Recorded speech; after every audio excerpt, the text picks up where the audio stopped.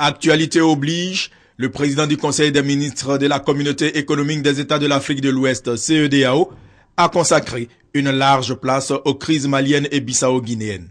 C'est que la CEDEAO, dans la nouvelle dynamique, a besoin de stabilité et de paix pour assurer le développement de la région. Pourtant, la question des deux crises était inscrite au volet information. Il fallait néanmoins saluer les progrès accomplis et inviter les uns et les autres à plus d'efforts. Au sujet du fonctionnement de la CEDEAO, objet majeur de la rencontre, autorisation a été donnée pour le recrutement partiel de 52 personnes en attendant le recrutement global. Modernité, obligation de résultat, un début de solution pour l'organe exécutif. Il faut assigner un peu plus de leadership à la Commission.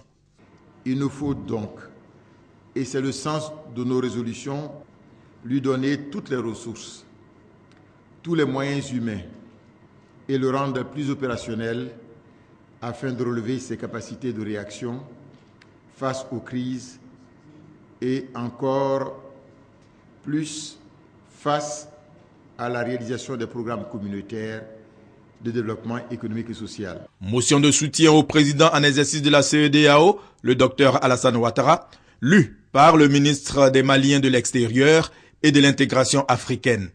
Place à quelques préoccupations relevées par la presse, à savoir la question des cotisations et la moyenne d'âge des commissaires jugés élevés. Vous ne pouvez pas occuper ces postes de haute responsabilité sans avoir une expérience avérée. Et vous avez pu voir donc la qualité des diplômes et la qualité des expériences. Il y a dans le staff de la commission beaucoup de jeunes qui y travaillent. Et l'autre élément important, c'est la politique qui est faite au niveau de la commission et de manière générale au niveau de la CEDEAO en faveur des jeunes. Au niveau des cotisations, il y a effectivement des pays qui sont en arriéré.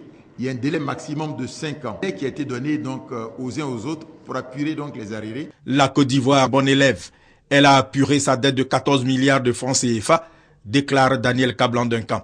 La 68e session ordinaire du Conseil des ministres prépare la conférence des chefs d'État les 28 et 29 juin prochains à Yamoussoukro.